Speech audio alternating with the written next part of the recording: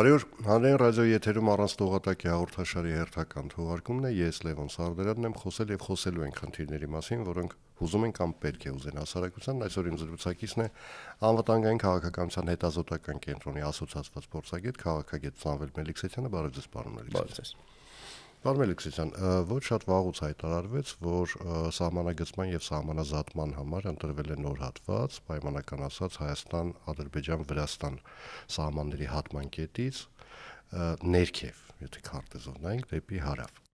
Սրա հետ զուգահեռ, բայց դուք ես վերջերս ձեր հարցազրույցներից մեկում պնդել եք, որ Ադրբեջանը պետք է Հայաստանին վերադարձնի Տավուշի մարզում 95 քառակուսի կիլոմետր։ Հիմա այդ 95 քառակուսի կիլոմետրը այս սահմանագծման ու սահմանազատման արդյունքում է, թե այսպես թե այնպես է։ Այդ 99 քառակուսի կիլոմետրը ինքը իրականում տարբեր երկու հատվածներ են, ասենք, եթե մենք ուզում ենք պատկերացնել ինչպիսին է իրավիճակը Տավուշում 90-ականներին հիմնականում, քանի որ սահմանը բարդ է, այսինքն ինքը շատ ոչ թե ուղիղ գիծ է, այլ sense խուճուճ ավելի, հա, sense պատկեր է երկրաչափական,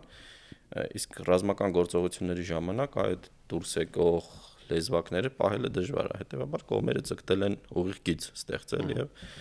այն հատվածները, որոնք մխրճված են եղել Հայաստանի տարածքի ներս, հատկապես այս 4 գյուղերի հատվածը, որտեղ ճանապարհներ է անցնում ու շատ կարևոր է հայկական կողմը գրավեց,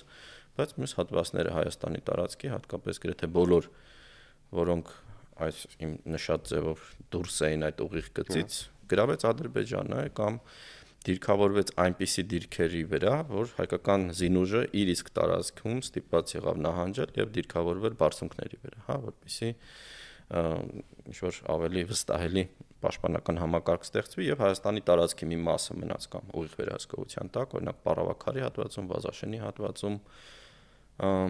Չինարի գյուղից մինչև Գեղարքունիքի Տավուշի սահմանի այդ հատման կետը, հա, այնտեղ Ադրբեջանի դիրքերը ուղղակի Հայաստանի տարածքի ներսում են եւ հայկական դիրքերը շատ ավելի խոր հատվածում են,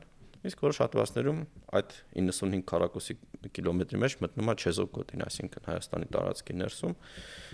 ադրբեջանական ուղիղ վերահսկողություն չկա, բայց չկա նաեւ հայկական, որովհետեւ միջդիրքային հատվածն է ու որոշ դեպքերում մի քանի 100 մետր կամ նույնիսկ կիլոմետր է եւ այդ հողատարածքները ուղղակի հայկական գյուղացիներ չեն կարող օգտագործել, որովհետեւ պետք է պոստերից կոպիտ ասած առաջ գնան եւ հայտնվեն այդ միջդիրքային տարածքում։ Ու հենց այդ 95 կիլոմետր։ Արցախաբերդում էլ մոտավորապես նման իրավիճակի, երբ ասենք մարդիկ չեն կարողանում իրենց հողերը մշակել, որովհետեւ այնտեղ պայմանական ասած զինվորական գոտի է։ Այո, եւ այդ իմ նշածը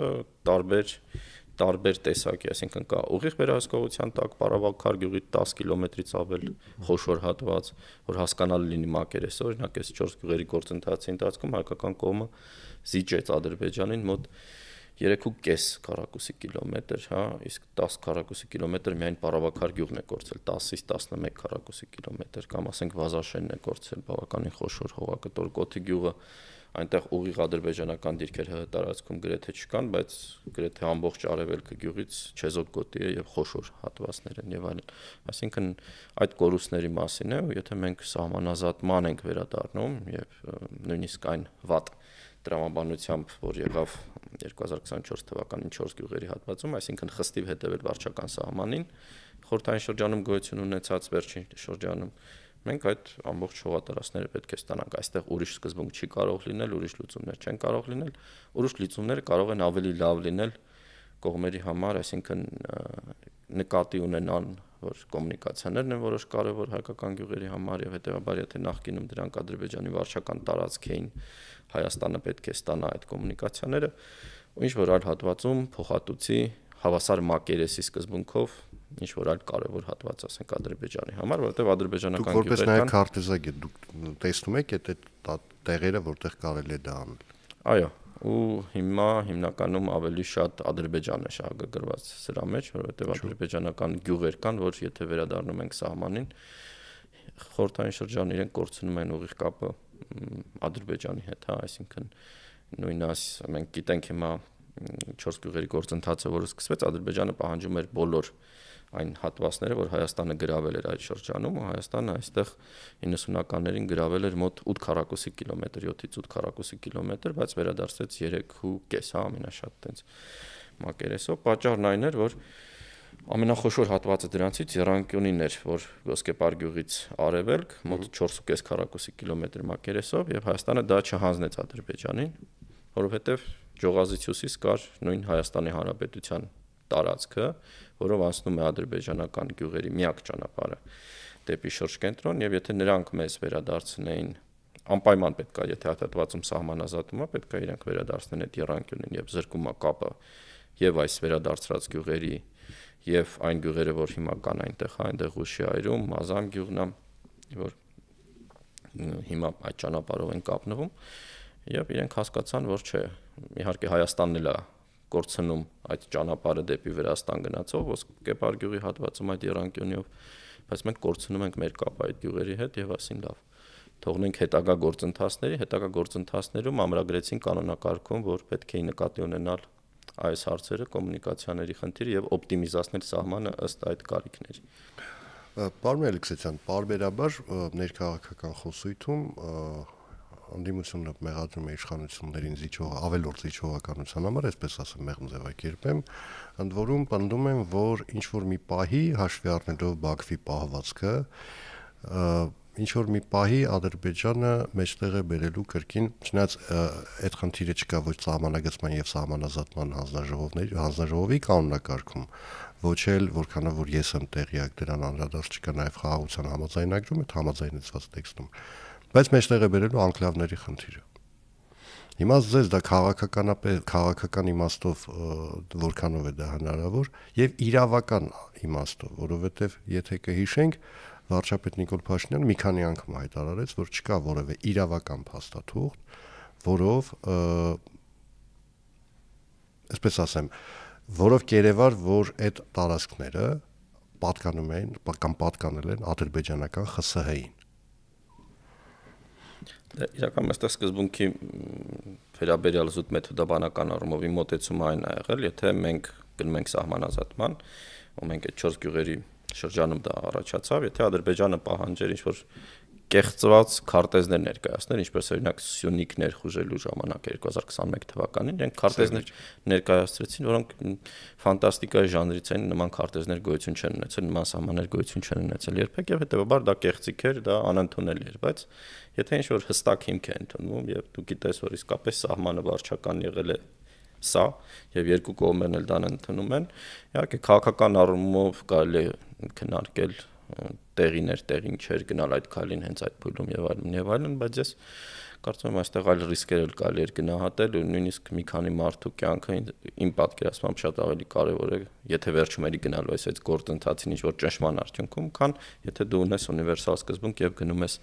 եւ փորձում ես այնուամենայնիվ կարգավորել հարաբերությունները։ Ինչ վերաբերվում է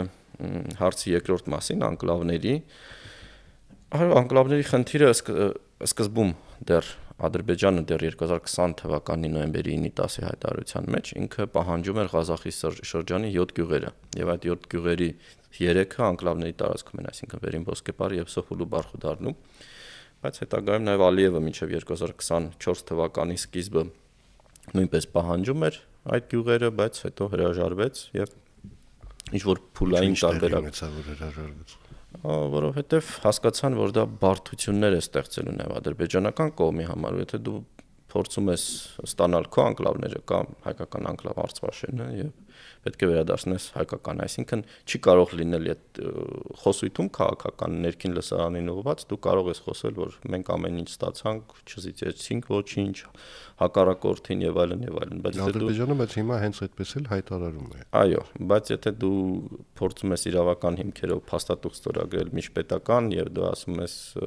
մենք այդ սկզբունքով ենք գործում, եթե այդ սկզբունքով լիներ նույն ադրբեջանական երկու գյուղեր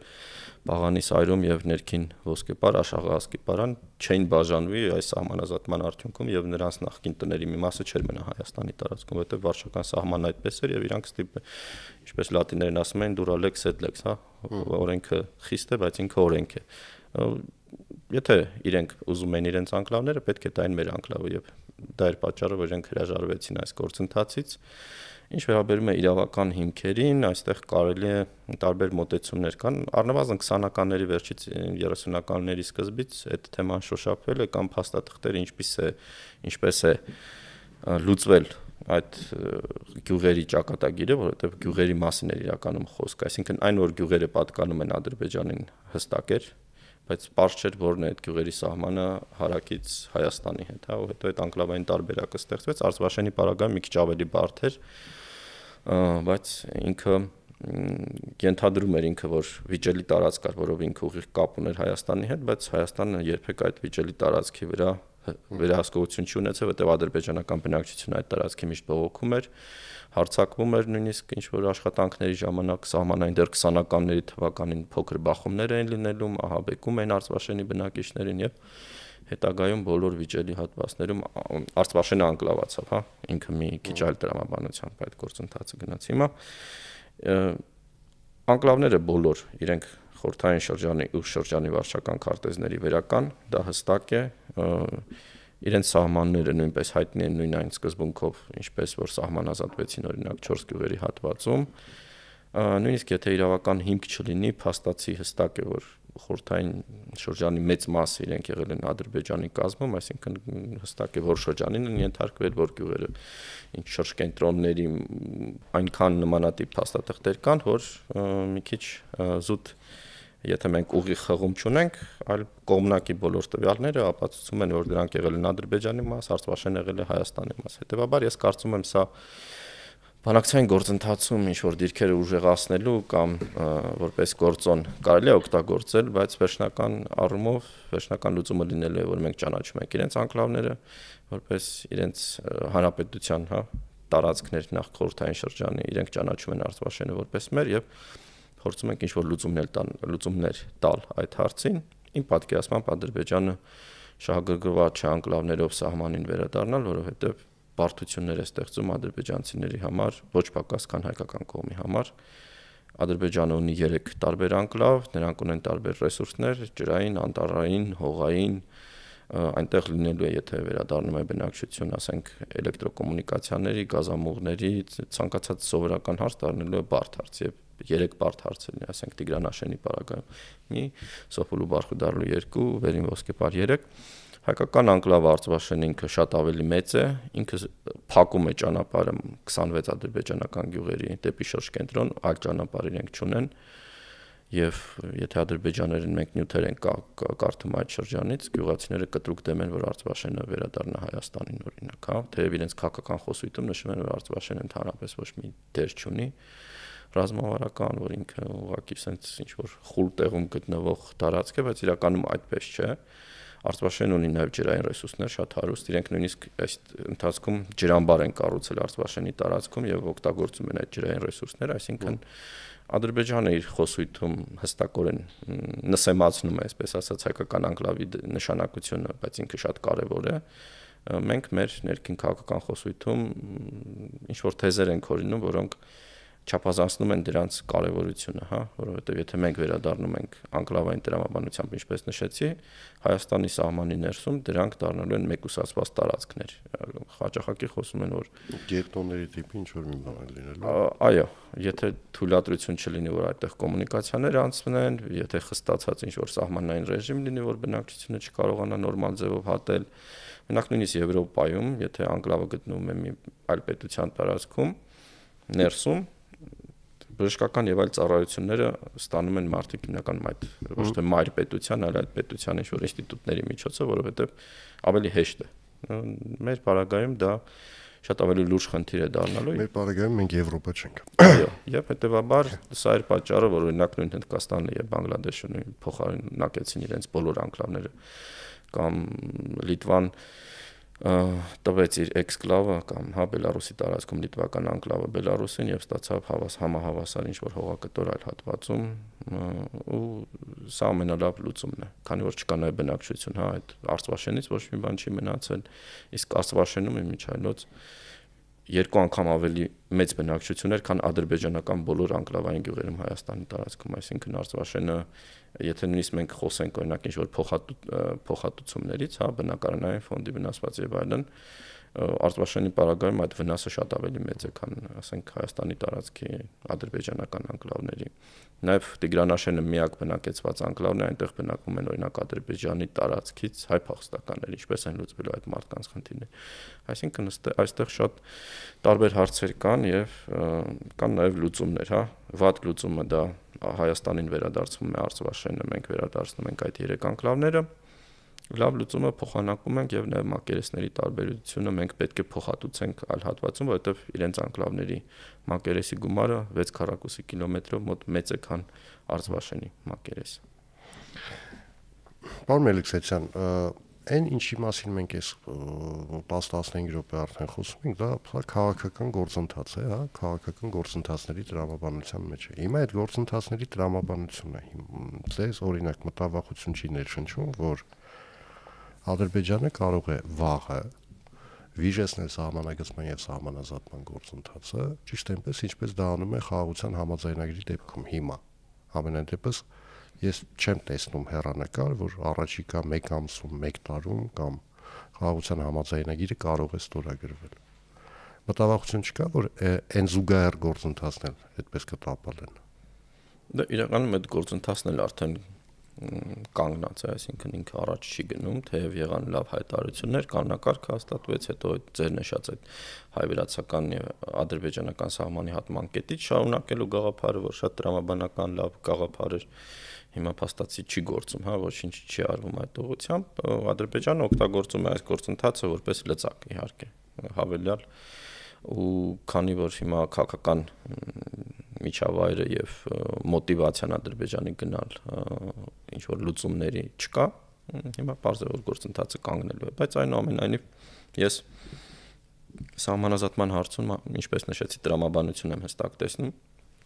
հռետորաբանությունը առումով դա մի ինչ որ պատկերացում է, բայց որ մենք տեսնում ենք ինչ կատարվեց 4 գյուղերի պարագայում, երբ որ նշեցի, որ գյուղերը ադրբեջանական նույնպես բաժանվեցին, քանի որ վարչական սահմանները այդպեսին, եւ որ կանոնակարգում իրանք ստիպված օպտիմիզացիայի կետը ընդունեցին, հա, քանի որ հասկացան, որ եթե շարունակեն նույն տրամաբանությամբ,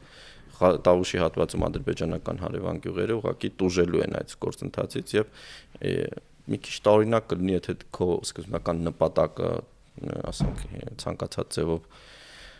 տապալելն է գործընթացը, որ դու լավ փաստաթղթեր ու հիմքեր ես ընդունում, այսինքն դու մտադրություն այնուամենայնիվ ունես լավ տարբերակներով լուծել այդ հարցերը, բայց երբ է դա լինելու, դա սա հիմնական հարցն է, այսինքն Ադրբեջանը պարզ է, որ այս հարցականը չի հեռացնելու, անկլավների պարագայում նույնպես ինչպես նշեցի, իրենք ընդունեցին այս տարբերակը եւ հրաժարվեցին նախնական պահանջից անկլավային գյուղերի վերադարձի, միակ մի պատճառով, քանի որ Արցվաշենի գործոնը կար, ու սա նշանակում է, որ իրենք են հասկանում, եթե դու գնում ես լուծումների, ինչ որ սկզբունքների հիման վրա, դու պետք է Արցվաշենը վերադարձնես, նոր պահանջես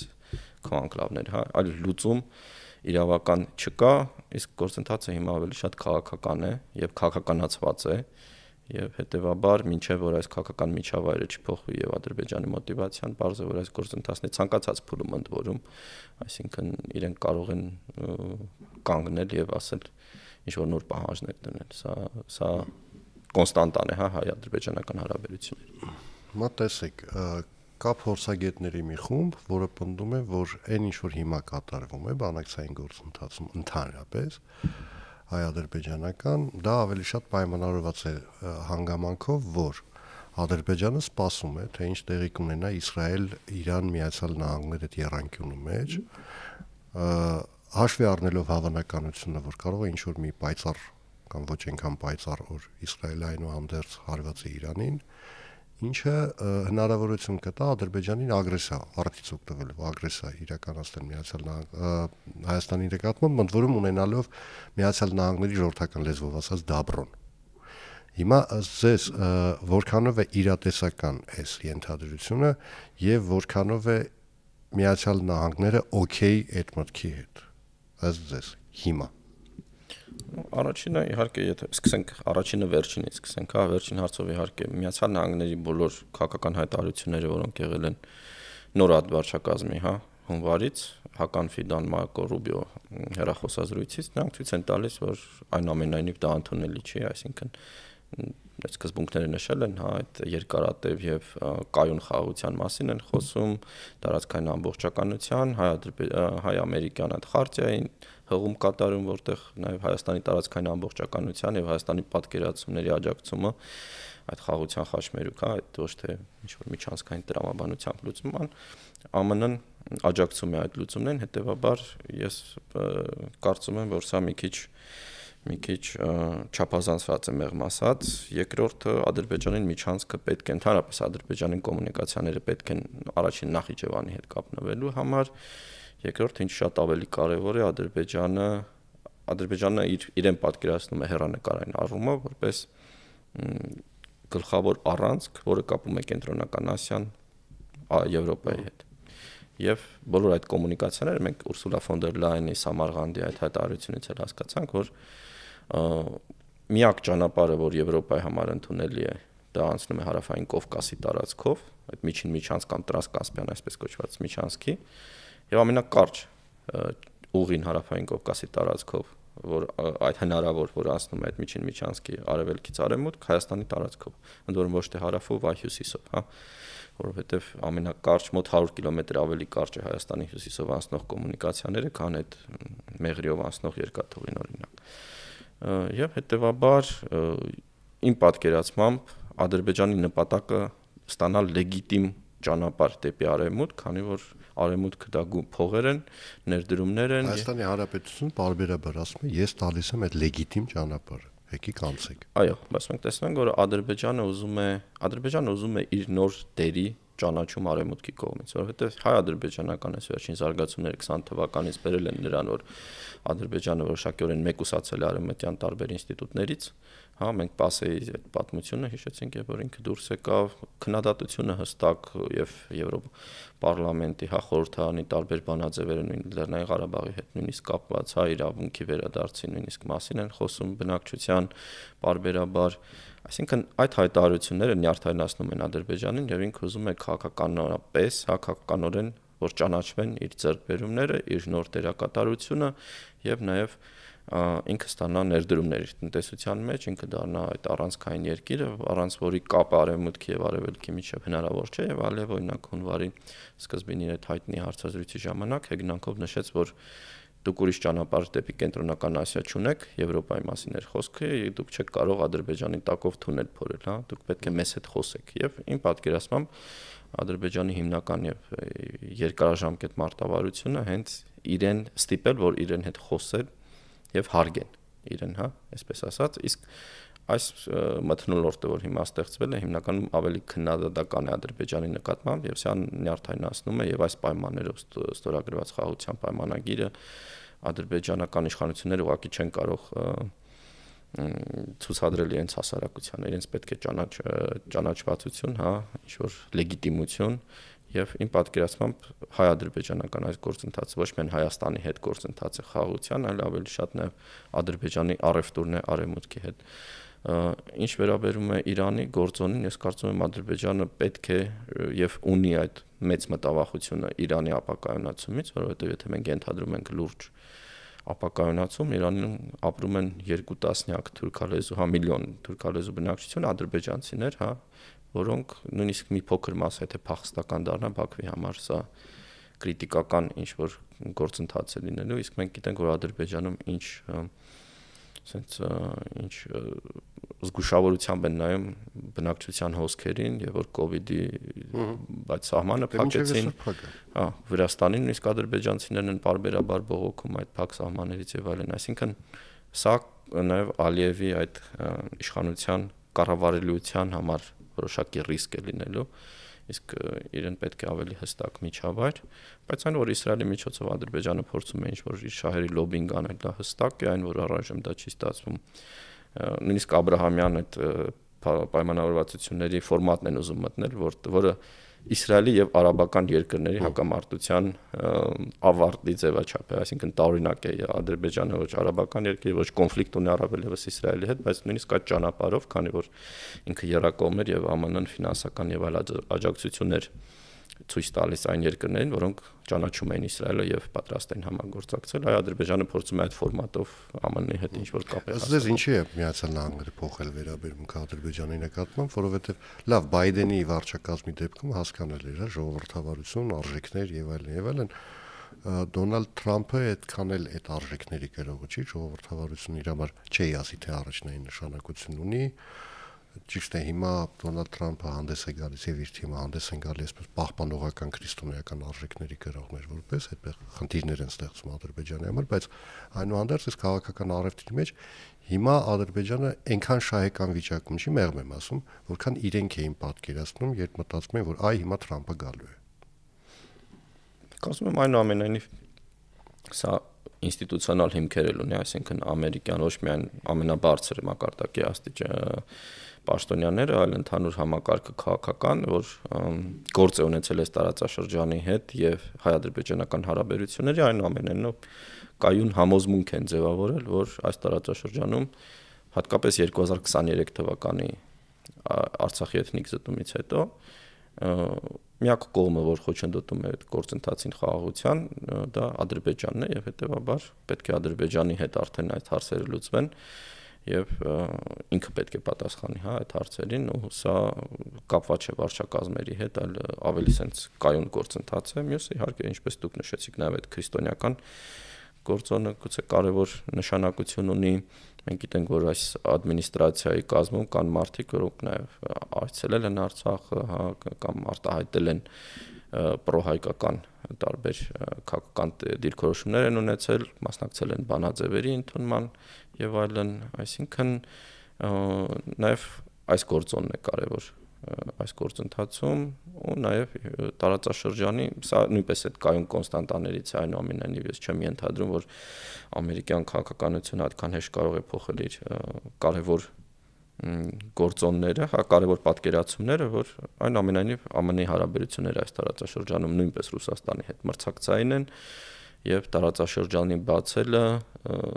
Կենտրոնական Ասիայի կապը դեպի արևմուտք ապահովելը Ռուսաստանի ազդեցության թուլացումը, սա նույնպես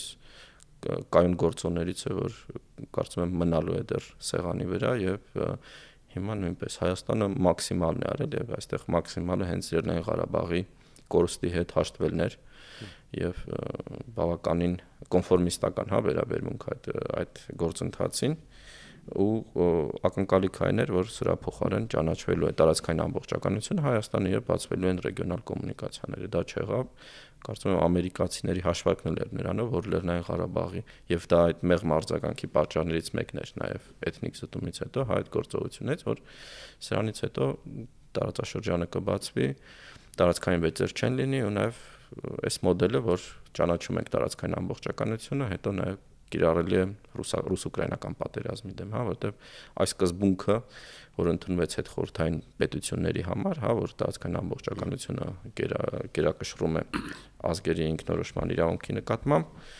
եթե միայն, ասենք, հայ-ադրբեջանական խնդիրը լիներ, երևի արևմուտքը այլ կերպով կներ եւ մենք հիշում ենք Ղարաբաղի անշարժման սկզբնական շրջանում ինքը այլ կերպով էր նայում այդ եւ որ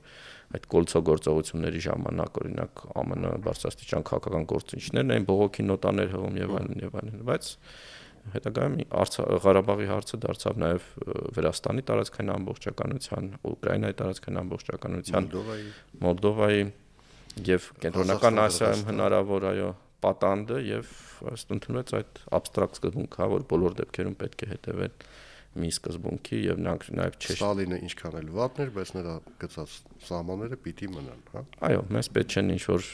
ռևիզիաներ, որովհետեւ դրանք հավելյալ խնդիրներ են ստեղծելու եւ ամենաուժեղ կողմը, քանի որ Ռուսաստանն է, ինքը ավելի շատ կարող է այդ ռևիզիաները անել, որոշեցին, որ ավելի լավ է այդ սկզբունքը ճանաչենք ու իմ պատկերացմամբ, ինչպես նշեցի, այս գործոններից հետո, քանի որ ակնկալված արդյունքը Ադրբեջանի կողմից չեղավ, սա նաև զայրացրեց որոշ առումով ԱՄՆ-ի ոչ միայն այս վարչակազմերը, այսինքն այդ փոխվող հատվածը, այլ նաև ընդհանուր քաղաքական համակարգը, որ կապված է այս տարածաշրջանի հետ։ Շատ շնորհակալություն զրույցի համար։ Հիշեցնեմ այսօր իմ զրուցակիցներ անվտանգային քաղաքականության հետազոտական կենտրոնի ասոցիացված փորձագետ, քաղաքագետ Սամվել Մելիքսեթյանը, ես Լևոն Սարդարյանն եմ, կհանդիպենք արդեն վաղը, նույն ժամին, նույն վայրում, հաջողություն եւ համբերություն բոլորիս։